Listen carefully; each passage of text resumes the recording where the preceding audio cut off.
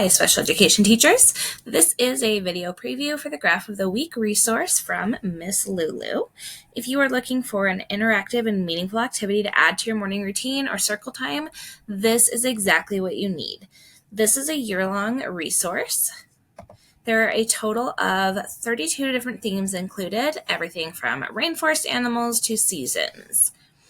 Graph of the Week is designed for students with disabilities. It targets data and graphing standards and is also a great way to incorporate language and social skills into your classroom. Students answer a daily question, create a graph based on the data collected, and then analyze the data by answering the questions. So let's take a look at what's included. When you open the file after downloading, you will have a zipped folder.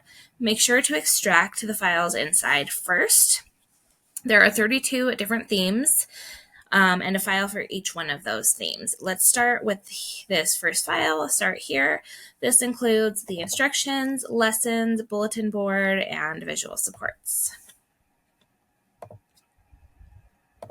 So there are two main ways that you can use this resource. The first is by using one question for the entire week along with a matching worksheet. The second would be to use a question each day and a worksheet to go along with each question. You can do whatever works for you. You could even alternate and do daily questions one week and a weekly question the next week. There are tons of options within each theme.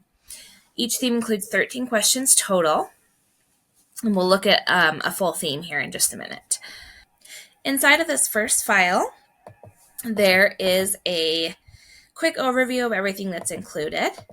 This first section is a planning calendar so that you can plan out your month, and this also makes printing a lot easier.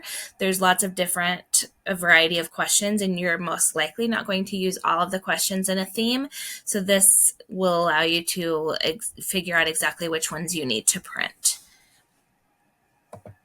Then it goes into the different routine options. These are just to give you ideas of how you may want to implement this in your classroom. This option 2 is a little bit more in-depth and scripted, and you can take this and also use it with the graph of the day option or graph of the week option 1 if you need a little bit more support in your instruction.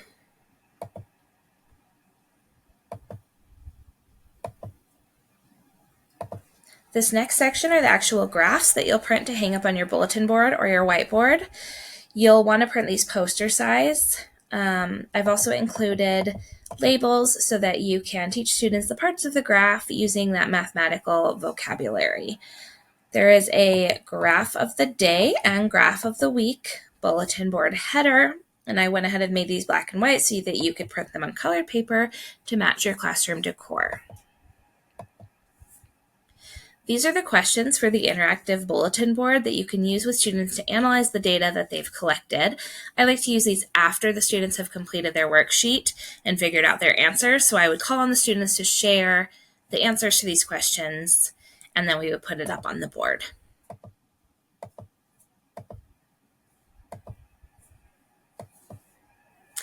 There are 5 levels of worksheets included in each theme, but our students always have so many different ability levels, so I wanted to also include an adapted graph for students who are struggling with fine motor skills or unable to hold any type of writing utensil. With this, you would add hook and loop Velcro to the graph so that students can recreate it with the colored cards instead of having to color.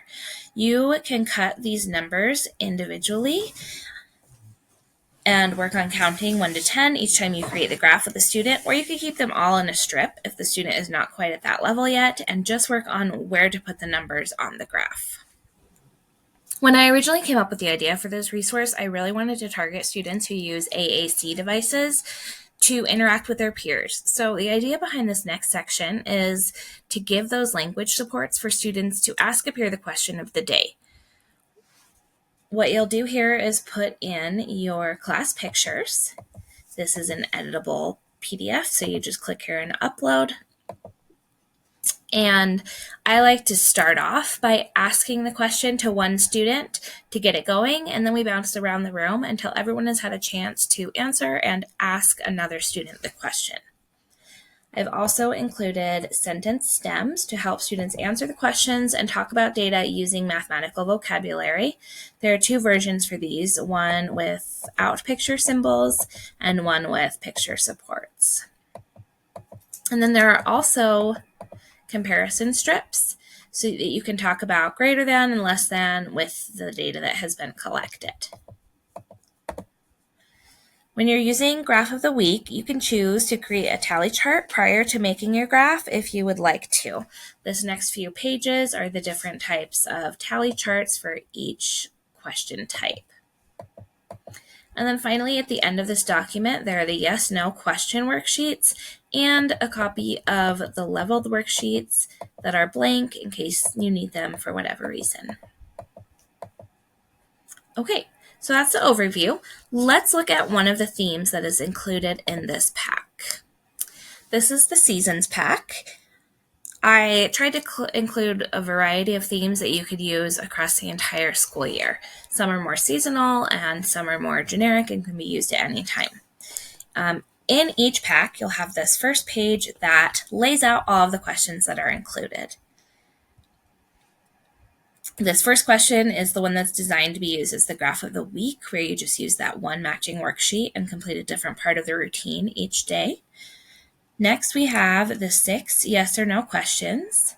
You'll notice that these are all errorless, so there are no correct answers. This way, students are able to voice their own opinions. Next, we have the 2 option questions. There are 6 of those, and again, they are all errorless. The last couple of pages are visual supports. You can cut these out to create your graph instead of writing the response options, or you can use these to present to students if they need maybe a closer visual or to touch to respond. You could attach these to switches and let students choose using a pre-recorded voice switch. There are also yes/no visuals included in each theme. Next, within each theme are the 5 leveled worksheets. There's a worksheet that goes along with each question. Level 1 is just blank. This is the least amount of support. But as we move up through the levels, you'll see there are more pictures included for students who are unable to write a whole lot yet or are non-writers and need to just select an answer.